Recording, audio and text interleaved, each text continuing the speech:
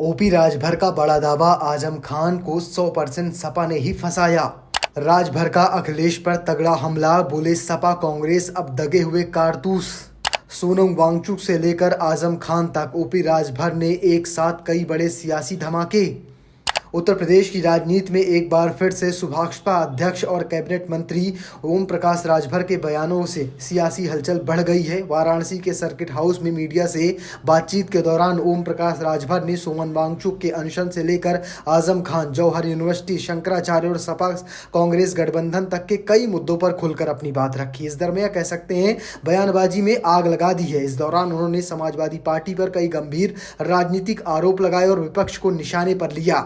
सबसे पहले जंतर मंतर पर सोनम वांगचुक को लेकर या कहीं उन्हें हटाए जाने पर सवाल को लेकर ओम प्रकाश राजभर ने पुलिस की कार्रवाई का बचाव किया। उन्होंने कहा कि जब कोई व्यक्ति लंबे समय तक अनशन में रहता है तो उसकी तबीयत बिगड़ती है तो उसे अस्पताल पहुंचाना पुलिस की जिम्मेदारी होती है।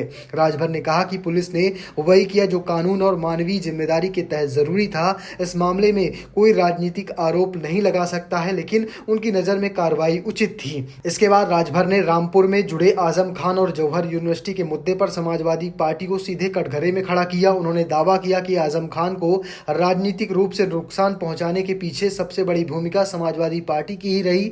राजभर के आरोप लगाया कि यदि जौहर यूनिवर्सिटी की जमीन और दस्तावेज का काम समय और सही तरीके से किया गया होता तो आज ये विवाद खड़ा नहीं होता। ओम प्रकाश राजभर ने आगे कहा कि आजम खान के खिलाफ जो परिस्थितियां बनी हैं उसके खिलाफ समाजवादी पार्टी की नीतियां जिम्मेदार हैं। उन्होंने ये भी कहा कि जब आजम खान सीतापुर जेल में बंद थे तब अखिलेश यादव उनसे मिलने तक नहीं गए।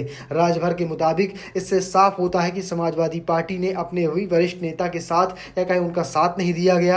हनुमानगढ़ी विवाद और शंकराचार्य स्वामी अविमुक्तेश्वरानंद की टिप्पणी पर भी राजभर ने तीखी प्रतिक्रिया दी। उन्होंने कहा कि धार्मिक पदों पर बैठे लोगों और धर्म का मार्गदर्शन करना चाहिए, ना कि राजनीतिक दलों के पक्ष या विपक्ष में बयान देना चाहिए। राजभर ने तंज कसते हुए कहा कि यदि कोई लगातार राजनीतिक टिप्पणी करना चाहता है तो उसे खुलकर राजनीति में आना चाहिए। राजभर ने अखिलेश यादव के उस बयान पर भी कटाक्ष किया जिसमें नोटों के निजीकरण को लेकर सवाल उठाए गए थे।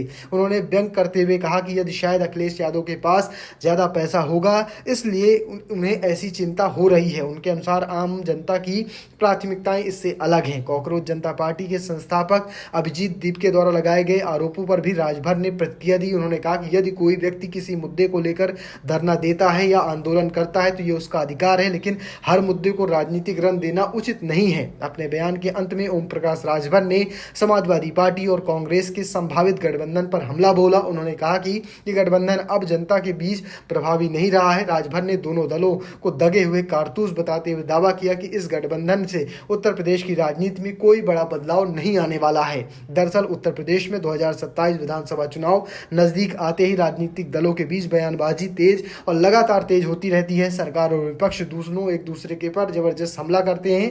लगभग हर मुद्दे पर राजनीतिक प्रतिक्रिया सामने आ रही हैं। ऐसे में ओम प्रकाश राजभर का ये बयान भी कह सकते हैं चुनावी राजनीति के लिहाज से अहम माना जा रहा है। सबसे बड़ा सवाल ये है कि क्या समाजवादी पार्टी ओम प्रकाश राजभर के इन आरोपों का जवाब देगी?